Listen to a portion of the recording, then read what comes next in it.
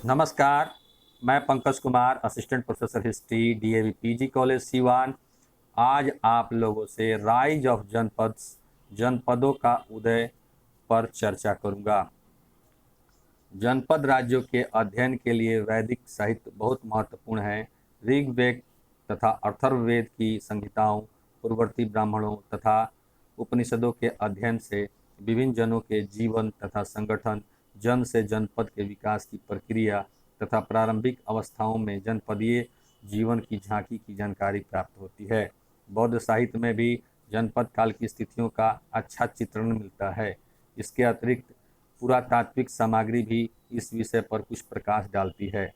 आधुनिक उत्तर प्रदेश के अतरंजी खेड़ा तथा अन्य स्थानों पर की गई खुदाइयों से ज्ञात होता है कि भारत में लोहे का आरंभ ईसा पूर्व लगभग 1000 के आसपास हुआ तथा वैदिक कबीलों के विस्तार कार्य में लोहे के बने अस्त्र आदि लाभदायक सिद्ध हुए। गंगा के मैदान में कई स्थलों से तांबे की बनी हुई वस्तुओं के ढेर प्राप्त हुए हैं, जिनका काल भी ईसा पूर्व 1000 के लगभग माना जाता है। इन्हीं स्थानों से हमें चित्रित धूसर मृद भाणों के कुछ नमूने मिले हैं, जिससे यह स्पष्ट होता है कि गंगा घाटी में रहने वाले आर्य अब पशु चारण के स्थान पर कृषि में संलग्न थे और पहले की अपेक्षा अधिक सुव्यवस्थित जीवन व्यतीत कर रहे थे। लोहे के उपकरणों के द्वारा कृषि के विस्तार एवं लोहे के हल जैसे कृषि उपकरणों ने कृषि उत्पादन में वृद्धि की। कृषि के विस्तार एवं उत्पादन में वृद्धि से अधिशेष उत्पादन के द्वारा शासक वर्ग आर्थिक रूप से सशक्त हुए। उत्तर वैदिक काल में हुए आर्थिक परिवर्तनों के कारण ऋग्वैदिक काबायली जनजीवन में दरार पड़नी शुरू हो गई तथा क्षेत्रीयता की भावना का विकास हुआ। पशुचारण से कृषि की ओर अग्रसर होना अपने आप में एक ऐसी प्रक्रिया थी जिसके फलस्वरूप गंगा घाटी के निवासियों के जीवन में स्थायित्व का पुट आ गया। छोटे छोटे कबीले राज्य बनते जा रहे थे और साम्राज्य का लक्ष्य भी दूर नहीं था। वस्तुतः लौह तकनीक ने लोगों के भौतिक जीवन में बड़ा परिवर्तन उत्पन्न कर दिया तथा इससे अस्थायी जीवन यापन की प्रवृत्ति सुदृढ़ हो गई। कृषि, उद्योग, व्यापार, वाणिज्य आदि के विकास ने प्राचीन जनजातीय व्यवस्था को जर्जर बना दिया और छोटे छोटे जनों का स्थान जनपदों ने ग्रहण कर लिया। अधिकांश जनपदों के विकास का 3 रूप दिखाई देता है। कुछ जनों या कबीलों ने अकेले ही जनपद की अवस्था प्राप्त कर ली। मत्स्य, चेदी, काशी, कौशल तथा कुछ अन्य जन इसी श्रेणी में आते हैं। कुछ जनों में पहले संजोग हुआ और उसके पश्चात उसका जनपद के रूप में विकास हुआ। इस प्रकार का उदाहरण पंचाल जनपद है, जिसमें 5 जनों का संजोग था। अनेक जन अधिक शक्तिशाली जनों द्वारा विजित होने के बाद उन्हीं में मिला लिए गए। औज जन इस प्रकार का एक उदाहरण है। जनपद राज्यों का विकास अनेक संस्थाओं के विकास से संबंधित था। दलदली इलाके में बसने की समस्या के बावजूद ईसा पूर्व 600 के आसपास के सभी प्रसिद्ध नगर गंगा यमुना नदियों के आसपास ही बस गए।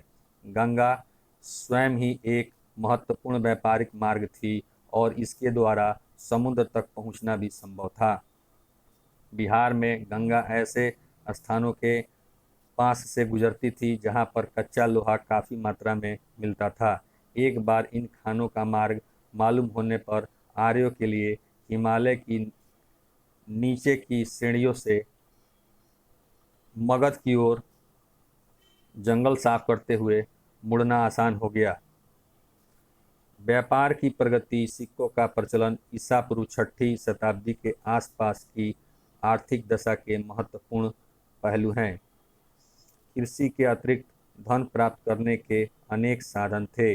बौद्ध साहित्य से हमें कई प्रकार के उद्योग धंधों के बारे में जानकारी प्राप्त होती है, जैसे कि कुम्हार, रथकार, सुनार, धातुकार, बढ़ई, हाथी दांत का काम करने वाले तथा रेशम का काम करने वाले कारीगर प्रायः श्रेणियों में संगठित थे।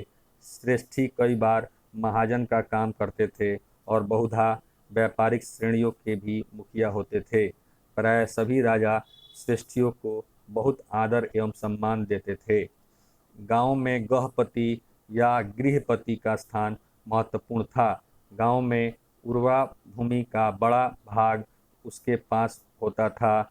बौद्ध साहित्य में ऐसे कई गृहपतियों का उल्लेख है जिसके पास कृषि एवं भूमि के माध्यम से बहुत धन धान्य था। इस प्रकार समाज में कुछ वर्ग ऐसे बने जिनके हाथ में धन का अधिक भाग हो गया। ईसा पूर्व 6ठी शताब्दी के आसपास तक मुद्रा प्रणाली का भी उदय हो चुका था। लगभग संपूर्ण भारत से प्राप्त चांदी की आहत मुद्राओं के सैकड़ों ढेर उत्खननों के दौरान प्राप्त हुए हैं। मुद्रा के आगमन ने निश्चित रूप से व्यापार विनिमय में पर्याप्त सहयोग प्रदान किया। ऐसा लगता है कि तकनीकी उपलब्धियों के कारण कृषि का उत्पादन अब कुछ अधिशेष सरप्लस की स्थिति में पहुंच गया था, जिसके फलस्वरूप राज्य की शक्ति के उदय में और सहायता मिली। सामरिक रूप से शक्तिशाली तत्वों के लिए इस अधिशेष उत्पादन को प्राप्त करना आसान रहा। अधिशेष उत्पादन पर अधिकार तथा लोहे के हथियारों के प्रयोग से क्षत्रिय वर्ग, जो शासक वर्ग था, की शक्ति में अपार वृद्धि हुई। यह बड़ी बस्तियों के प्रादुर्भाव एवं उनके अस्तित्व में अत्यंत सहायक सिद्ध हुआ। अस्थायी जीवन यापन की प्रवृत्ति, कृषि, उद्योग, व्यापार वाणिज्य आदि के विकास ने प्राचीन कबायली व्यवस्था को जर्जर कर दिया तथा छोटे छोटे जनों के स्थान पर जनपदों के निर्माण का मार्ग प्रशस्त कर दिया। निष्कर्षतः कहा जा सकता है कि उपर्युक्त गतिविधियों ने जन से जनपद की प्रक्रिया में महत्वपूर्ण भूमिका निभाई।